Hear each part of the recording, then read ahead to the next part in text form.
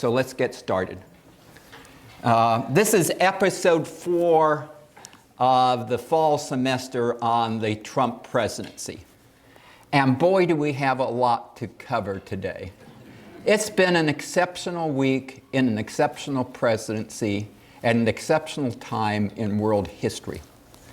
So this is the day 1008 of the Trump presidency.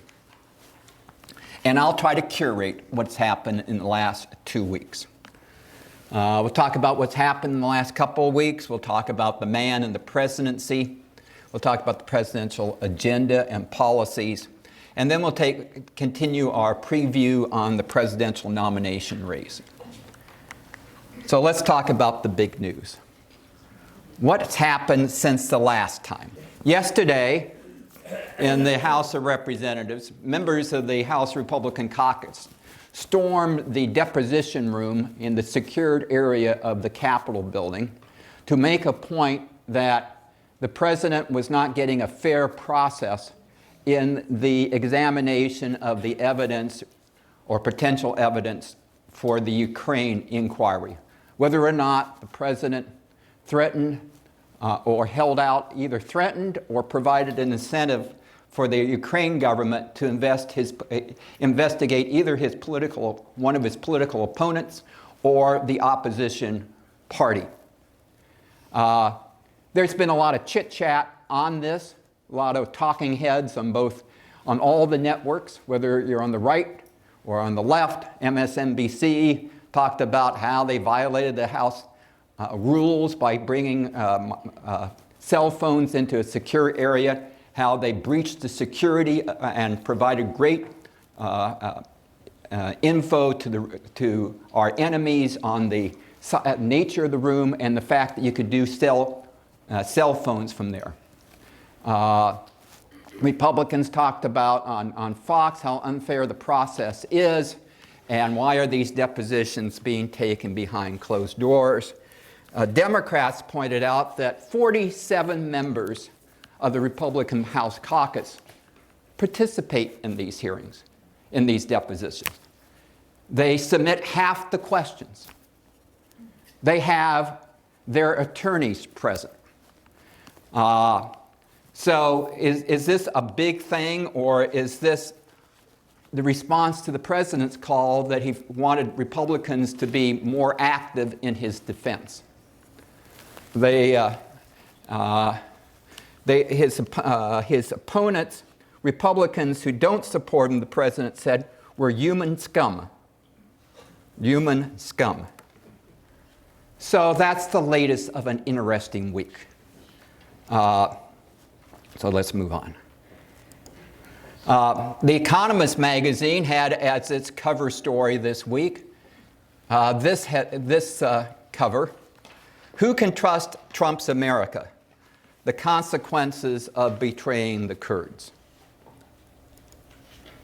And then we had this. Let me use my right click. Then we had this. We had this incident in the White House in which a briefing on the situation in Syria was to occur, and the House and Senate, Democratic and Republican leadership, were summoned to the White House, as we do as an American tradition when national emergencies confront America. And you had an exchange reported by both sides and an extraordinary picture posted by the White House, actually posted by the president, in which the Speaker of the House of Representatives is shown standing, pointing her finger at the president. Now, it was not that finger. She was pointing a finger to the president about his comments.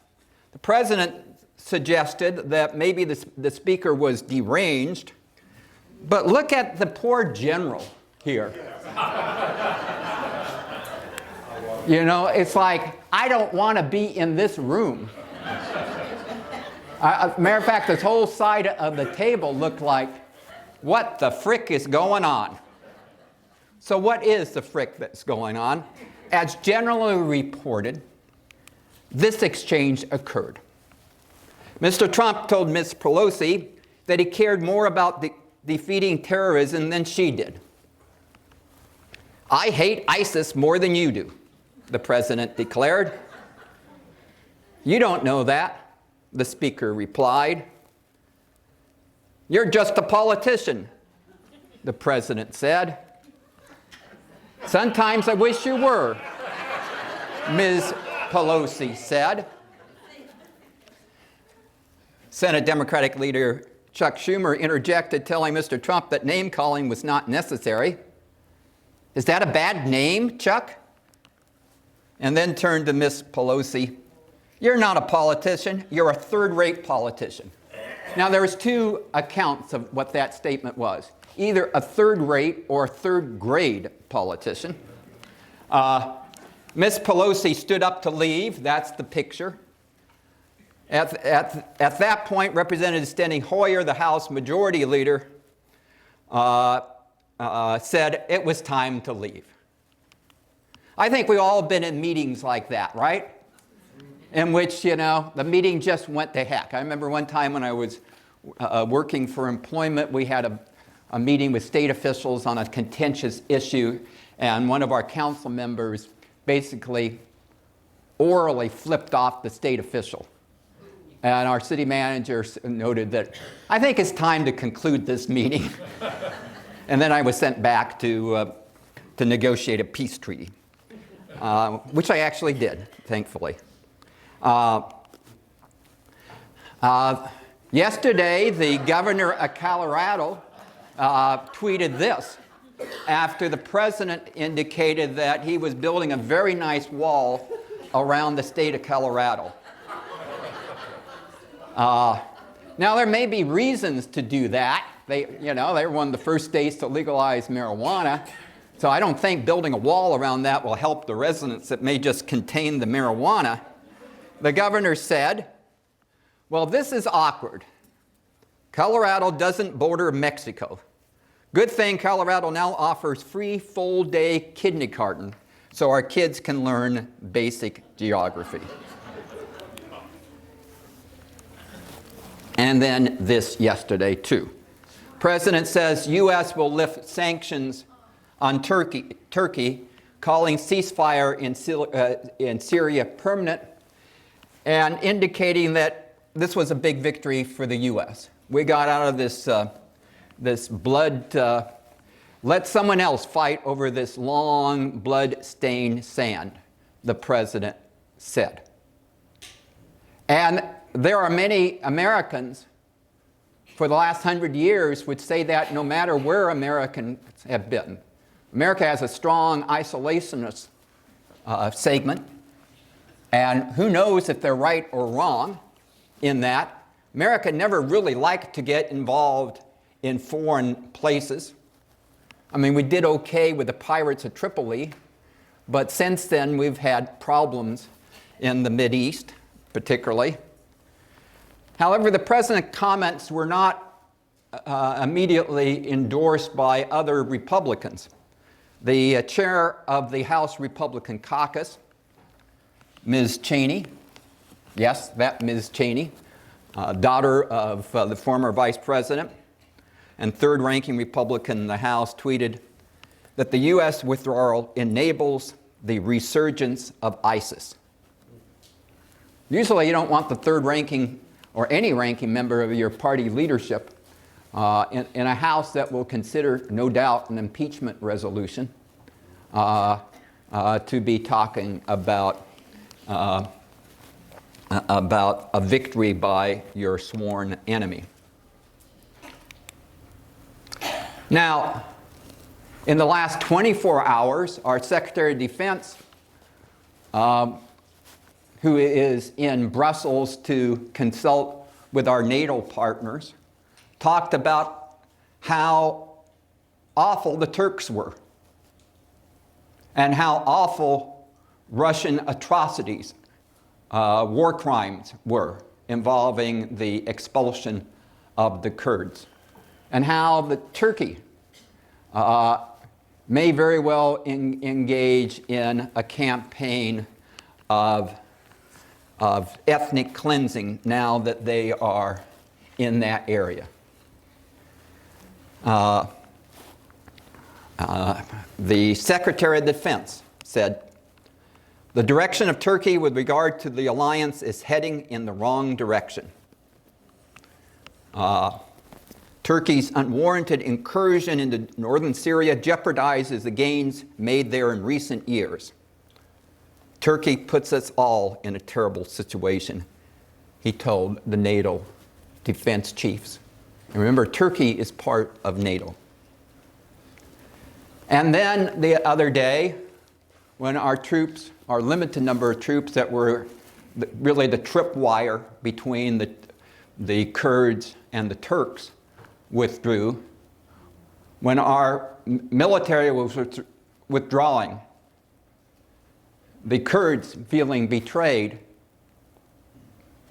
threw vegetables of all kinds, including potatoes, at the American troops who were leaving the Kurds area, the Kurdish area.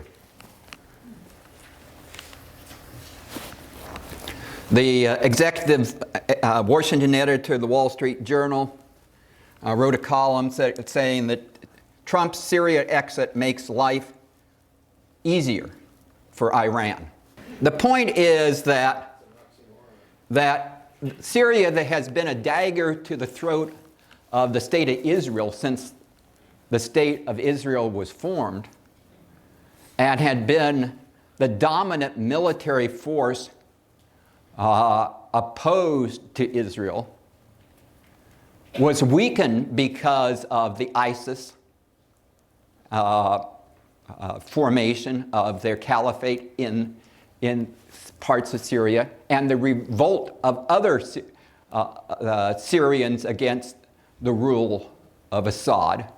And Syria had been so weakened that it welcomed Russia into Syria to become its defender. Now, President Obama, I think, mistakenly stated that that was a major strategic error for Putin. As it turns out, Putin is running the table in Russia. It's been an interesting month. The president was very clear in what he wanted. He didn't want to be in the Mideast, particularly in areas such as Syria. I think we have over 70,000 troops in the Mideast still, but getting out of Syria. Now, President noted yesterday that we are keeping some troops in Syria to secure the oil. What is meant by that? Well, it's two things I think you can do it. I think you kind of have one interpretation, another interpretation. I think maybe they're both right. First interpretation is the ISIS ability to control the oil fields in the physical caliphate that it had until recently provided a great source of income to its efforts. Its efforts not only in the Mideast, but its efforts worldwide to fight non-ISIS types of ideologies, certainly the US and in Europe. So I think that's a valid to protect that from being seized. The second thing, the president has always been, as a candidate and now as president, always been interested in getting the oil. Remember, he said that Bush and Obama made a mistake of not grabbing the Iraqi oil. And of course, not only does that violate the UN Charter, you don't go in and grab assets of other countries. It's something that seemed almost out of okay, now how are we going to get it out of there? What are we going to do with it? Of course, the president has been criticized by members of his own party. We talked about the third-ranking Republican leader of the House. We have the ranking leader, the leader of the Senate, the majority leader, Mitch McConnell, has been very critical of the president. The president's best allies, in some cases, have been the most critical people of the Syrian policy. You know, the vice president and the secretary of state went over and did a ceasefire. The vice president and the secretary of state, at the president's direction, went to Turkey to negotiate a ceasefire. A ceasefire did occur. It seemed to be in the Turkish interest. Basically, it gave the Kurds time to get out so they could grab the area they wanted as a buffer area within the country of Syria. That ceasefire ended and was superseded with a ceasefire negotiated by President Putin. Let's talk about that. Well, I'll get to that in a moment. Let's talk about, they went over there and did that. They were criticized that ceasefire was criticized as a cave-in, that it did little more than cement Turkish gains in Syria. Some likened it to the Munich negotiations with Hitler, in which if you give him this, that's all they ever wanted. Now, Turkey doesn't want the militant Kurds, so it's clear what Erdogan wants. We know that what Putin wants, he wants to be a dominant influence in the energy-rich Middle East and politically world politics sensitive Middle East. A country like Russia, that number one economic strength is the energy sector. So if you combine the energy of your own country, the natural resources of your own country, with an energy producing area in the Middle East, the dominant areas in the Middle East, then you really have done a very much of a strategic advance. Some might even say, but I think the evidence will be played out on both sides on this issue in the presidential campaign, that the evidence of whether or not make America great again, is seceding. There is no doubt that making Russia great as an empire again is seceding. In their efforts in the Ukraine, in the efforts in the Middle East, in the efforts to be regarded as more than what one person one time said, I think it was the late Senator John McCain, but it may have been someone else, that Russia, to understand Russia, it is a gas station with nuclear weapons. A third world country with a gas station and nuclear weapons.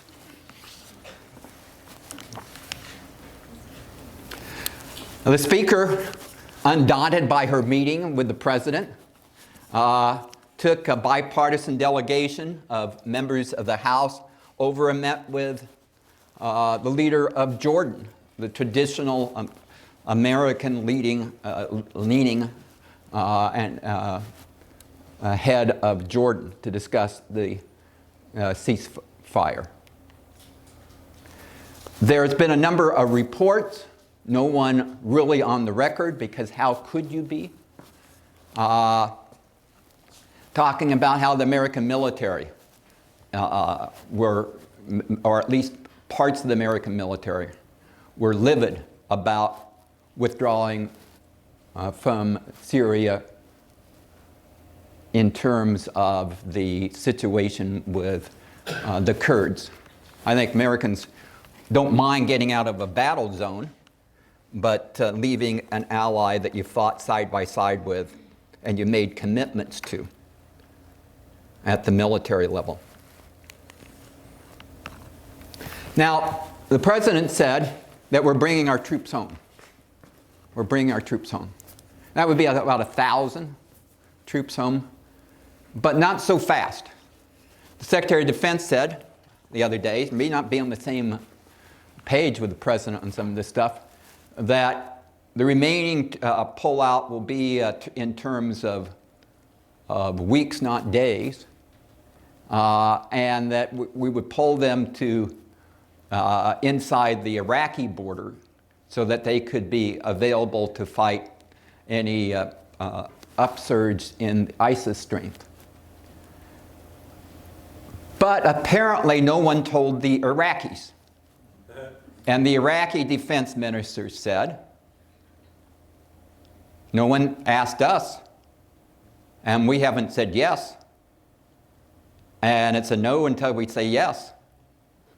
So not so fast. Not so fast. Now, probably it will be worked out. But it just showed that this was moving very, very quickly. The President noted in previous comments last week that, and I think most Americans feel this way. I mean, there was a public opinion poll done earlier this year saying, do you think America is safer by having a military presence in the Mideast or not? And most Americans said, no, it makes us less safe than more safe. So I think that, I think you get that in the left and the right.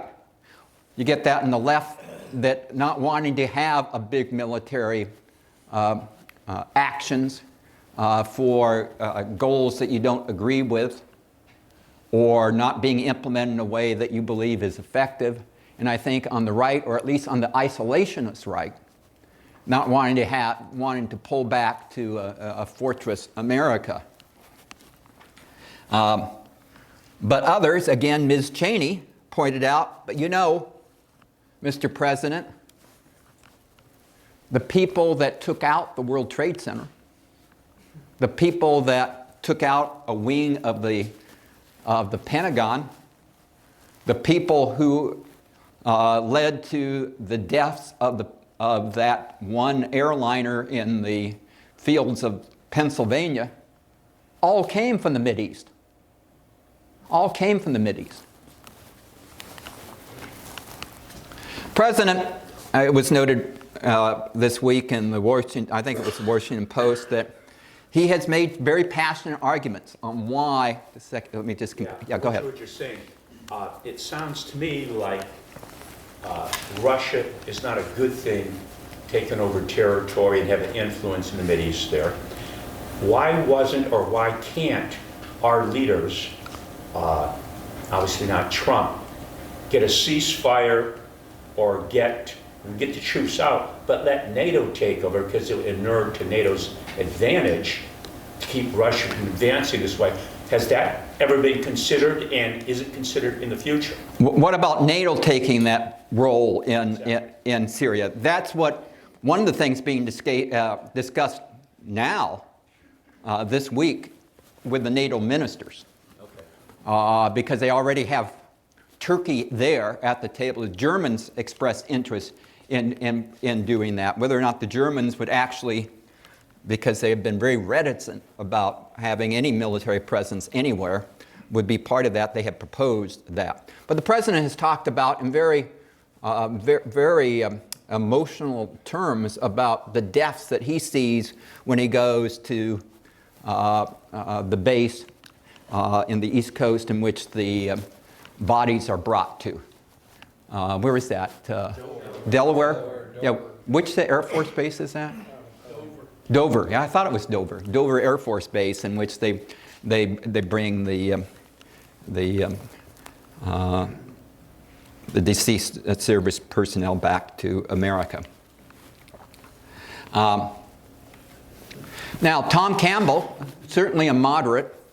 Matter of fact, he's trying to form a party between the Democratic and the Republican parties here in California and nationally. Someone I have great respect for, former member of the Congress and a former member of the California legislature, said, better that Turkey has the influence than Russia or Iran.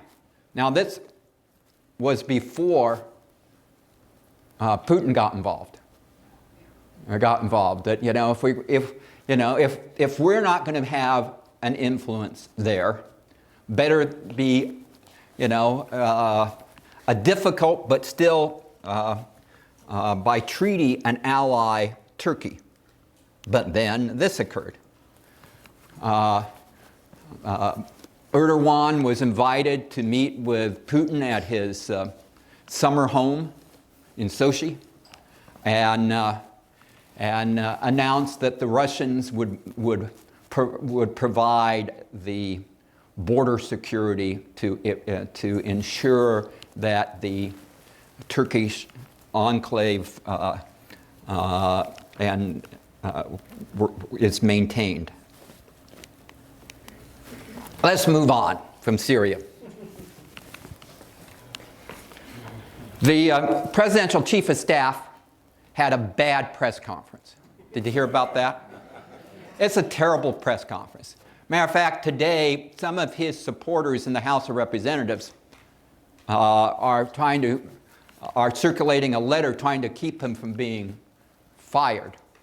But during a news conference, and we'll talk about the other half of the news conference in a moment, but let's talk about that. He casually mentioned that the G7 conference next year will be at the president's property in Miami, the Trump National Doral, Miami.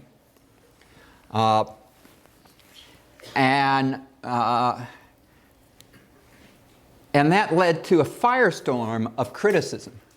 First, the media, the usual suspects, the president would say, the fake media, fake news media, criticized that it could, if it's not illegal, it certainly doesn't smell right that you own property, you have foreign leaders coming over, you have spending related to that during a downtime in the season. So a time which you don't have a lot of, which you have a lot of vacancies, and you play up how this is one of the great properties in the world for these types of activities.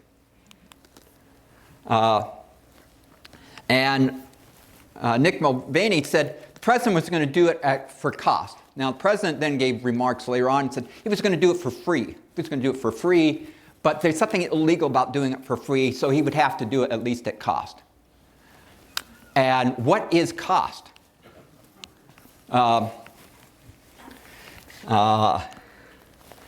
others pointed out, well, this is, some of the fact checkers gave him the worst fact checking on that, gave him a real, all false statement.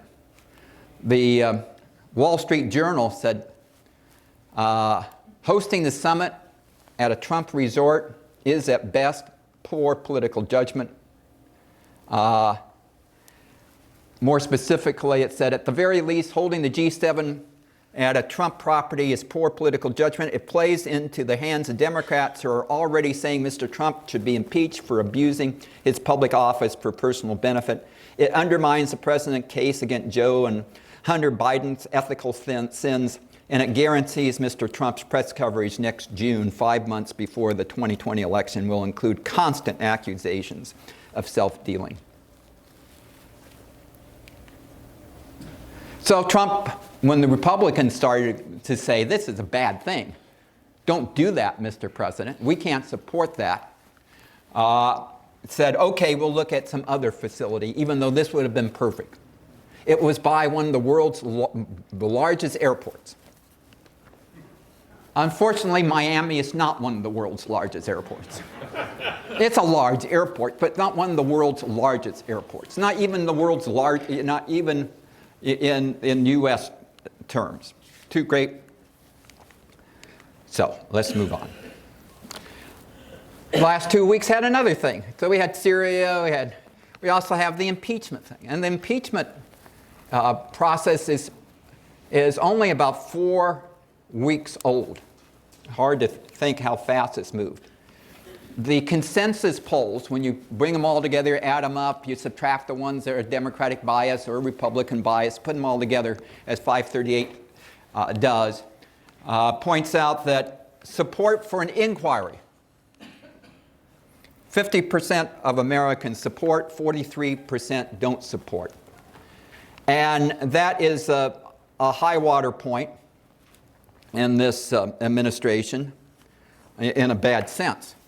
That while some Democrats always felt that impeachment was a losing political issue, even if it's a good thing to do, so far limited evidence of that, though we'll see some other evidence in a moment that points that it's more nuanced. If you look at the, impeachment by party, and remember, we go back to what impeachment is again. Impeachment is the bringing of charges under the Constitution that will be judged in the Senate in a trial presided over by the Chief Justice of the Supreme Court. It's not a bill of attainder. It's also prohibited by the Constitution, in which a legislative branch makes a criminal determination of guilt without a trial. So when we talk about impeachment, many people think impeachment means removal. Impeachment means bringing of the charges. Think of it as a preliminary hearing or a grand jury. When you look at impeachment by party, you see Democrats love it. 84% love it. 45, 85, let's round up. Republicans hate it. 12%. Independents are divided. 48% support, probably an equal number oppose, and a smaller number, I don't know. What's happening?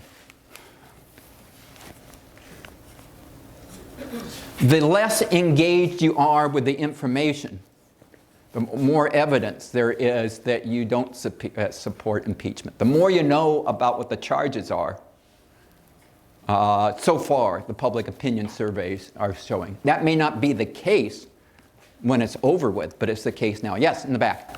What are the high crimes and misdemeanors that you is supposedly being charged? The question, what are the high crimes and misdemeanors? We talked about that in the Constitution class, but let me talk about what is being charged. Well, so far, there have been no charges. It's an inquiry.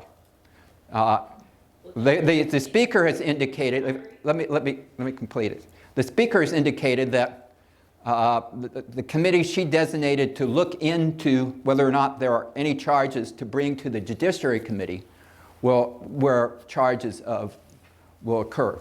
Remember, during the Clinton administration, during the Clinton impeachment, and during the Nixon impeachment, the Judiciary Committee comes up with the actual articles of impeachment and are voted on after having hearings, public hearings. What's occurring now is whether or not, think of it as a grand jury. You convene a grand jury, you bring evidence before a grand jury, you have witnesses testify.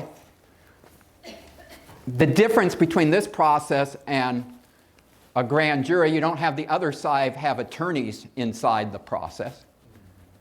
Then you have then you take it out and then you see if there's enough evidence to warrant whatever the charges is. But I think what Democrats have been talking about, they're not dissimilar to the Nixon impeachment and to an extent the Clinton impeachment. Abuse of office,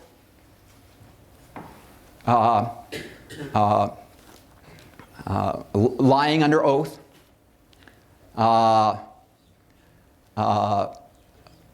violation of the Constitution.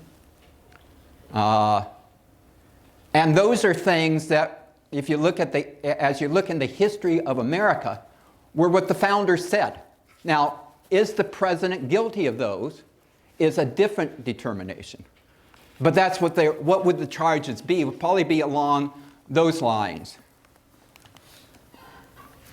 Wall Street Journal editorialized this morning that these these depositions to be taken in public, not in private.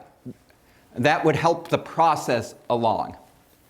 And they hate the fact that what is being said in private depositions is leaking out. It's leaking out. The statement by the senior American envoy to Ukraine, his opening statement, was completely leaked. But when you have members of both parties, both with political agendas, you expect those things to leak. Yesterday in the Wall Street Journal, I had an interesting history article, and I love interesting history articles. As you recall, President Nixon talked about one of his defenses was executive privilege. The tapes, the recorded tapes that came out in private deposition taking, as you recall. It was done in deposition being taken, in which they said, by the way, we just had a deposition. They have tapes of all this stuff. That the first president was asked for information regarding this disastrous Indian battle that the U.S. troops lost in what we call the Midwest now, in the Ohio Territory. And this author, historian, ended that article by saying, and Washington resisted sending Congress the information. At first, he even resisted them even double checking out what has occurred. That's my business, not yours. I'm the executive, you're Congress, that's legislative. You have no, what we would call now, oversight. But the president did say some things. Washington carved out a major but often overlooked exception. It does not occur, he wrote, that the inspection of the papers that was requested by Congress can be relative to any purpose under the cognizance of the House of Representatives except for that of impeachment, which the resolution has not expressed. And then all four cabinet secretaries involved emphasized in writing that such an exception would be necessary. Treasury Secretary Oliver Wolcott wrote, the House would have a right to the papers when an impeachment is proposed and a formal inquiry instituted. See what if the issues reach the Supreme Court. Senator McConnell apparently had signaled Senate Republicans, if you have a problem defending the president on what is being proposed as his guilt or evidence of guilt, defend him on process. Defend him on process. The other day, and he's not the first politician, Joe Biden has used the words, Democrats have used the words. The president said what was occurring to him was tantamount to a lynching. And we've heard before politicians calling other people Nazis or saying it was like a Holocaust. Not surprisingly, and almost predictably, there was major pushback. Senator McConnell said the use of lynching was inappropriate. In his view, he wouldn't use that based upon the historical context in America. Because as we recall, lynching was the extrajudicial murder of an untried suspect, usually by a mob and often by hanging. In the United States, more than 4,700 lynchings were recorded between 1882 and 1968. Of those murdered people, almost 3/4 were black men, women, and children. An untold number of runaway slaves were lynched after being captured. It's a bad thing considering our history. It was a misstatement. The president, of course, doesn't see it. Again, the Wall Street Journal. The president keeps asking friends to defend the indefensible. Democrats, say the Wall Street Journal, are bent on impeaching Mr. Trump, and if he wants to survive, he's going to need allies, especially in Congress. The more he forces Republicans to defend words or actions that don't deserve defending, the more their resentment will build and the more political trouble he will be in. But at that other news conference, the one that talked about the G7, the chief of staff, who probably should not have done a news conference. Yeah, in some syntax that can be litigated, I guess, seems to suggest, because he was pressed on it by at least two follow-up questions that I heard, seems to suggest it was fine for the president, and this was not the first president to pursue a policy objective such as having an investigation occur against another political party. And then he came back later that day and said he didn't actually say that. His words were taken out of context. Probably one of the most damaging things that's happened so far in the 4 weeks in which the impeachment inquiry has gone along was the reported testimony of Bill Taylor, the former senior U.S. envoy to Ukraine, in which he apparently laid out a quid pro quo set of events. We'll see once that stuff comes public and there's a right to cross-examine. Once it reaches the House of Representatives Judiciary Committee, the hearings will not only be in public, but Republicans will be able to call witnesses and cross-examine the testimony presented. The White House almost immediately put out comments attacking the envoy as a radical, unelected bureaucrat.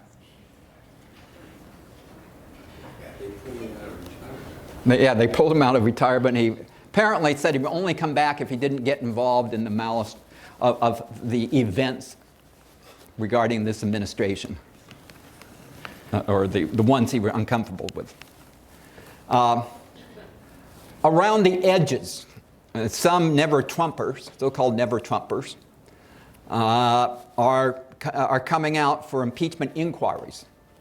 Not necessarily removal. We're early in that process. John Kasich, former governor of Ohio, said it was a final straw. The president has pushed back on Republicans, particularly Mitt Romney, that Republicans need to defend me. Two things Democrats have: they're vicious and they stick together. Boy, remember, one of my favorite expressions was the old, what was the guy who died in the airplane? Was the Will Rogers. Will Rogers said that, I belong to no organized political party, I'm a Democrat. He would roll in his grave if he heard a Republican president refer to Democrats as sticking together. They are vicious and they stick together. They don't have Mitt Romney in their midst. They don't have people like that. Democrats fight dirty.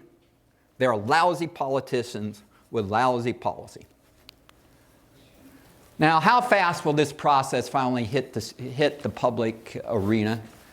Well, there's more and more testimony or more and more suggestions coming out in the media that later than you think, but not too much later than you think, because we're going to be able to distill the testimony we want to present as evidence, and we hope to get at it by mid-November, at least the start of the public inquiry. That hasn't hit the public. That hasn't been formally stated yet. But there's a feeling that in the House Democratic Caucus, let's put enough meat on the bones so it's easier for all Democrats to be with us. There are still 6 Democrats that have not endorse even an inquiry into presidential fitness. And they all were from districts that Trump had a big majority in, and they won from Republicans. Okay. Nancy Pelosi is getting heat from editorial writers, particularly on the center or right, and Republicans about the need to get a formal a vote to allow an inquiry to proceed. Legal scholars, parliamentarians basically said she don't need to do that. And her caucus doesn't seem to be demanding that she does that. So she holds her, just keeps the pace going the way she intends to. Some say these words may be the smoking gun. Others will say you'll need a lot of testimony to prove that. I would like you to do us a favor, though. We'll see. Peggy Noonan, who used to be a Ronald Reagan speechwriter and is a columnist now in the Wall Street Journal, in her Saturday column, talked about the impeachment needle may move soon. May soon move. Better grammar, I guess. And her point is that if you look at the last couple of weeks, what would be thought to be unthinkable might be at least possible. And that is not that the Democrats could do an impeachment, articles of impeachments and have them sent over to the Senate, but the fact that there might be some Senate Republicans, probably still not a majority, that would vote for it, but would give it legitimacy in the public attitude. And then you have the second trial, called the November elections. She said, in part, the president is daily eroding his position. His Syria decision was followed by wholly predictable tragedy. It may or not been eased by the announcement of a ceasefire. Before that, the House voted 354 to 60, including 129 Republicans, to rebuke the president. There was the crazy letter to Turkish President Erdogan, which was alternatively pleading, you can make a great deal, I will call you later, and threatening. I don't want to be responsible for destroying the Turkish economy, and I will. There was the cabinet room meeting with congressional leaders, the insults hurled, and the wildness of the photo that said it all. The angry president, Nancy Pelosi, the Speaker of the House, standing and pointing at him, and the head of the military, Mark Milley, the new chairman of the chief of staff, bowed in embarrassment, question mark, horror, question mark.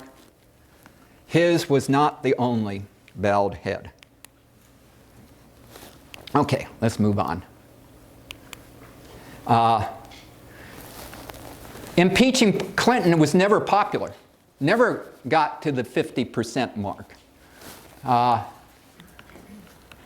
Look at opposing impeachment, how it started at 80 and eroded to 60. Eroded to 60. Support started at 20, got to less than 40. During that entire time of the Clinton investigation, the special counsel, all the evidence, the dress. What was that, the red dress, blue dress? Blue dress. The smoking, the president having his blood drawn in the White House, all that stuff. Never reached a majority of Americans. Moving on. Polling, how's the president doing? Well, not surprisingly, he's not doing that well. His job approval is still disapproval over approval among likely voters is still 54, disapproved to 41. And that is a little bit more disapproval. So that's kind of like Peggy Noonan saying the needle is slowly moving.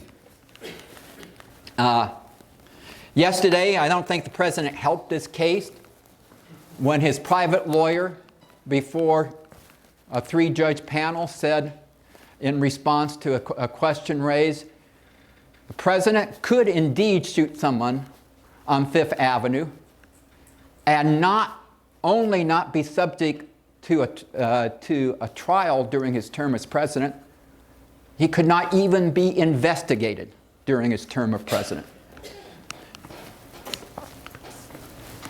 With friends like your own attorneys. Why? Okay, let's move on.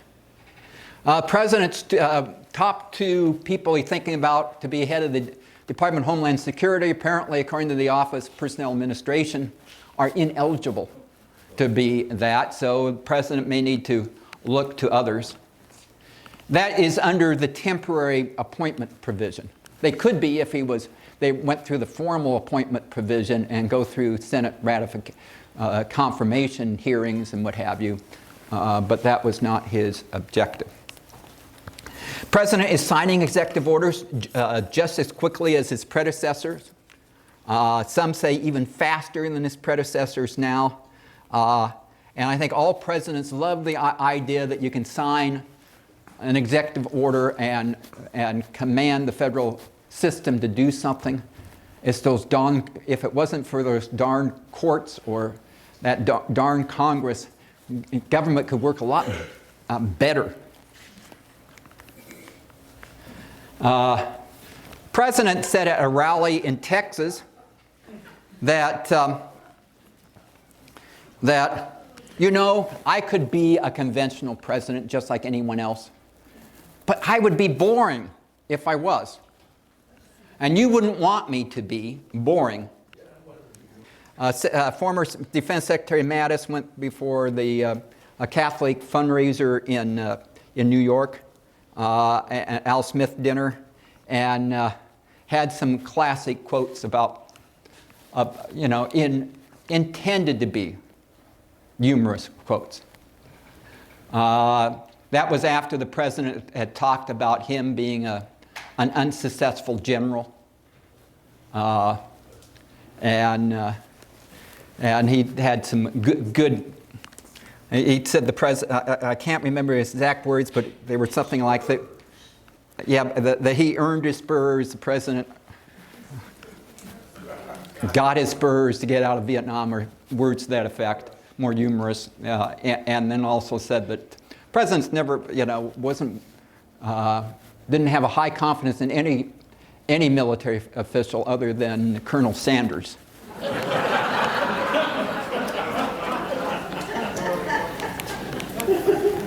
Okay, what's the immediate agenda? China, still big on the American plate. The Vice President giving remarks on China right now.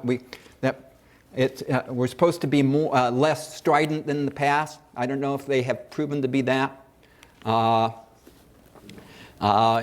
President's top economic advisors reportedly, according to the Wall Street Journal, told the president that tensions regarding the China trade negotiations were hurting the economy and could hurt him in the elections.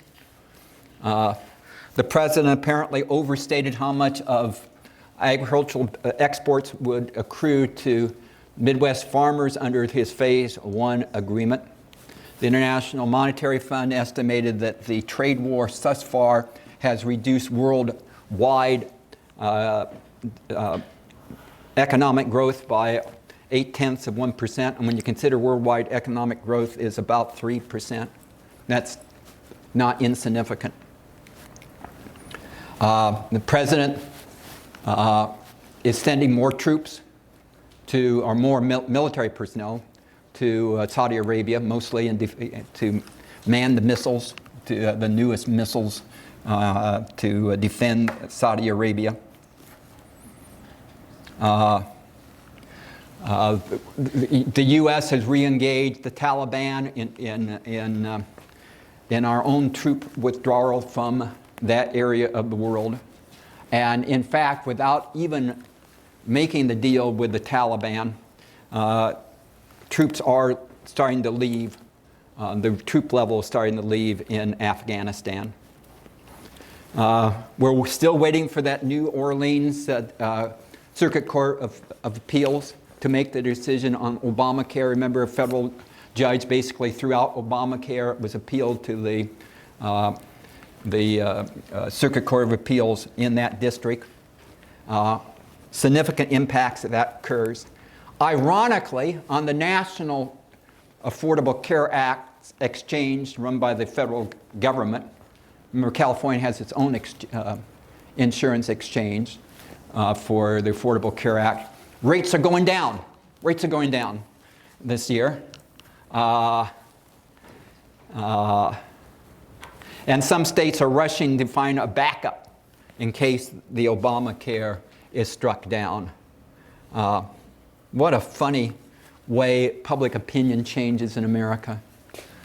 At one point, people being unhappy about Obamacare, and then when the repeal became realistic, becoming more supportive, and then kind of going back to the center.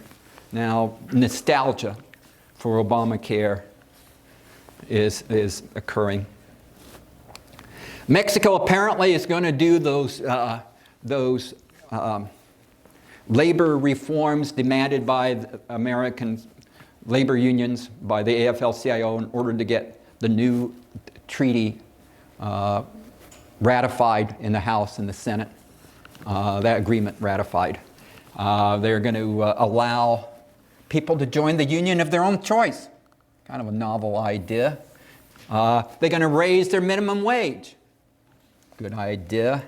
And other other things that would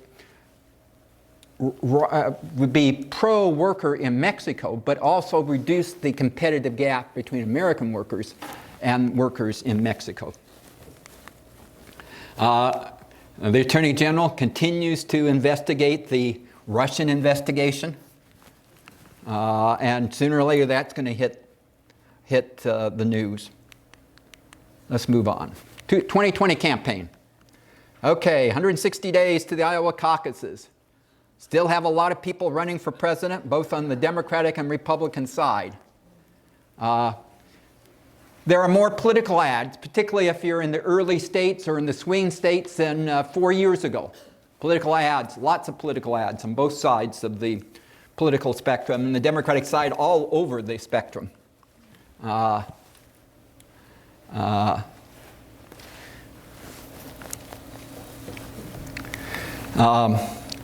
president's, one of his key strategies apparently coming out of his campaign supporters is these rallies he's done.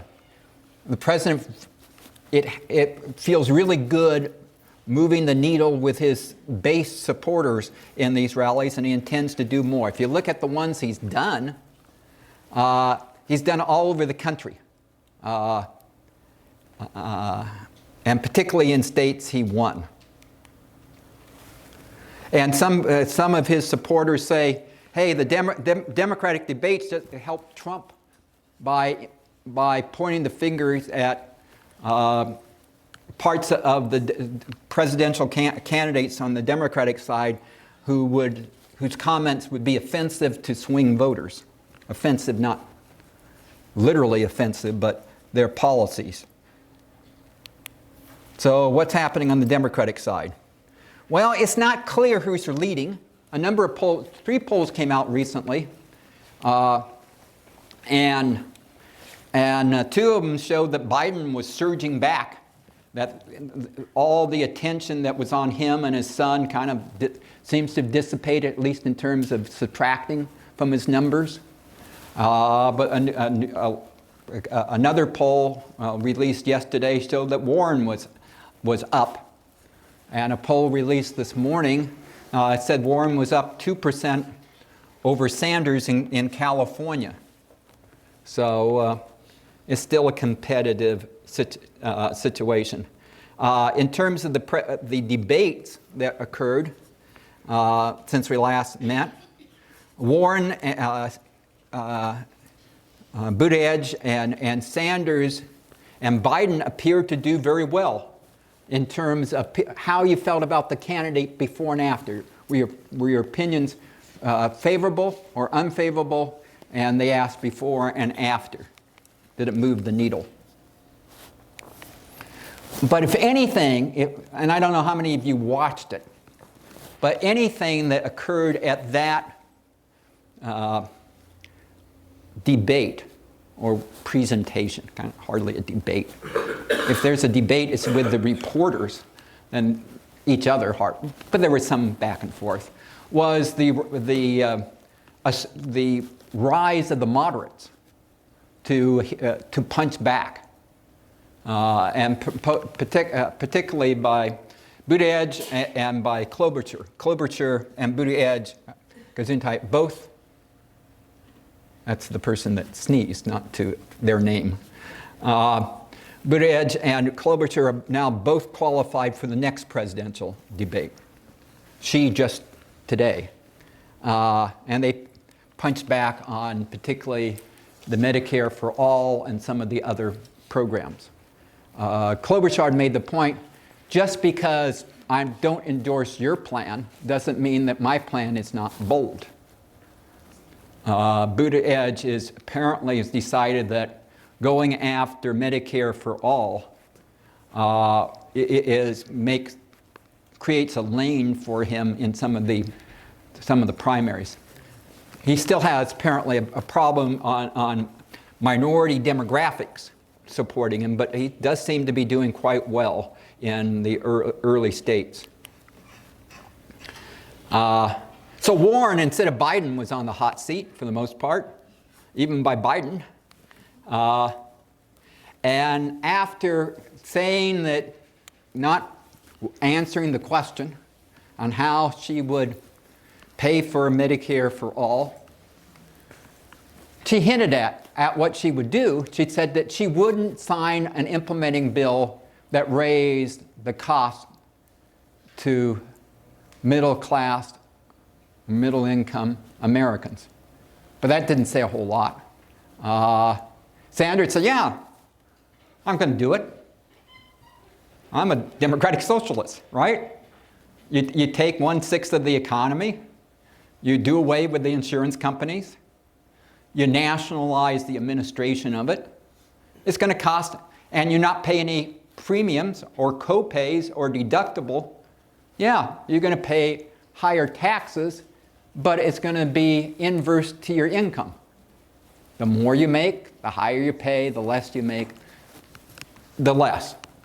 I think Elizabeth Warren sees this as answering the question is, this is going to be in an ad. Every ad will have me saying, well, if I get nominated. So, but she said she will release a plan. I bet it will come out just before the next presidential debate. Next time when I can do video better, we'll explore what Medicare for All actually means. It means different things to different people. But we'll go into that more nuance.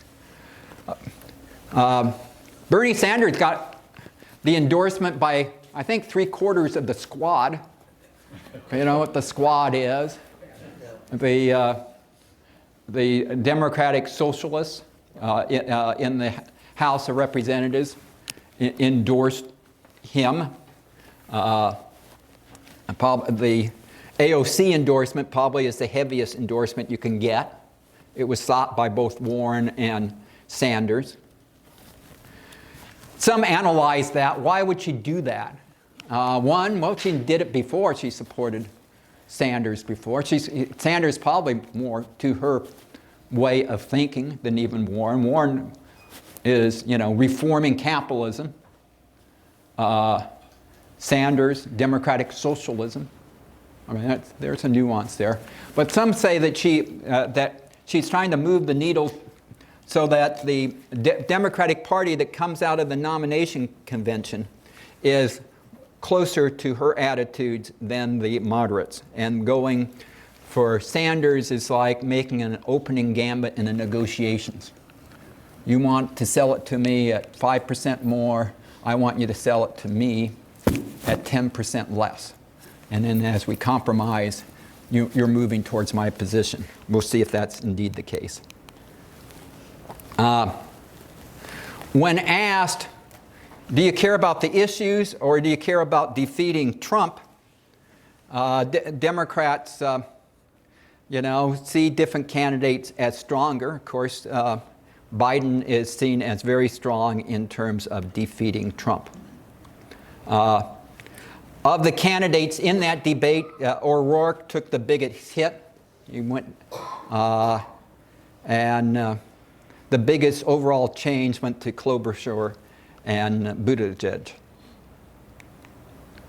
Okay, let's move on to the last topic. Let me move on. Okay. Next Tuesday, I will actually have my own computer, my own laptop, so I will be able to do videos. We'll explore the U.S. Constitution, a number of issues, including the Constitution in the news, recent cases argued before the Supreme Court regarding how to apply the Constitution to today's America, and particularly we'll delve into the recent federal district court decision on the Harvard admissions policy that was brought by a group that tried to document and may have documented a disparate impact on Asian Americans versus other non-white minorities. We're trying to see in that, and I read the case a couple of times now, and I'm going to read it several more times before presenting it. I think that shows the struggle of how do you apply the Constitution. And that's why we're doing it. But it's also an interesting topic, and we'll spend some time on that. We'll be back for this class in 2 weeks. We'll bring back money news in the future. But let's end on this. Let's end on Democrats versus Silicon Valley. Let's end on Facebook versus the world. There is no doubt that 2 of the Democratic leading candidates are very much leading an effort to stick the tab on the new programs they suggest on the wealthiest in America. And in some of the newest companies, the new monopolies of Amazon and Google and Facebook. I think this will be a defining issue in both the primary election and the general election. Business fears, and I think properly so, Senator Warren, because I think they think she might be the more logical one that would come out of the Democratic convention, and she's the most detailed on what she might want to do. And she wants to break up the companies, just like the old trust busters. These companies become too big that you can break them up and they can still be very efficient and still provide a lot of value to the shareholders, but also promote competition.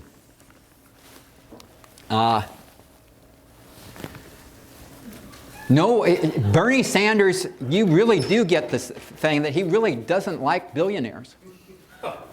What was it was it Klobuchar that talked about even the billionaire doesn't want to protect billionaires on that presidential debate panel. But Senator Sanders really, and it's taken aim at Jeff Bezos of Amazon. And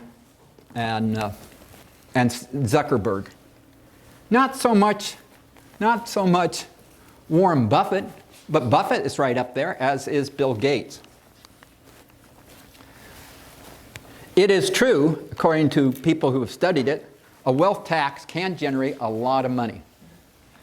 Because instead of taxing the income, you tax how much assets. It's the inheritance tax from the days of the robber barons, how you raise money. Because it's harder, not impossible, to hide the wealth. You can get good CPAs to hide the income, not hide the income, but tax shelter the income, protect the income. It is somewhat ironic at the same time. The Trump campaign is spending a lot of money on Facebook ads. At the same time, the Democrats are pushing Facebook for either to break them up or to break up the hold that their owners have, or their lead CEOs have.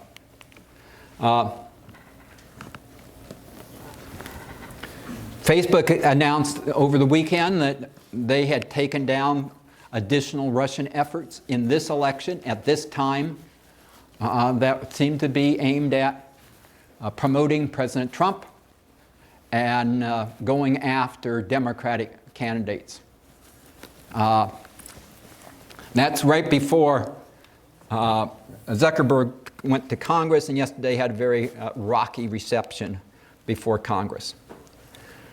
But all of the big social media platforms are giving, and I think this, you may agree or disagree, but there's a great tradition in America that politicians can lie.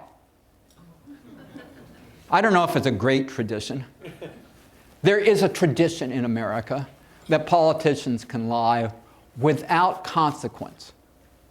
Because in so many parts of the world, that if you spoke against the government, you could be up on libel charges and in some areas imprisoned or worse.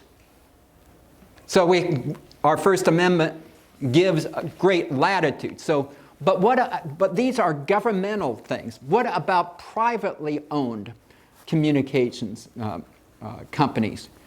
Do they need to follow the First Amendment? Many scholars, legal scholars, say, no, you're a private company. You can say, I want only liberal views. I only want conservative views. I only want middle of the road. I don't want any political views. Because I don't want half the people not wanting to buy the products or services or that I entertain.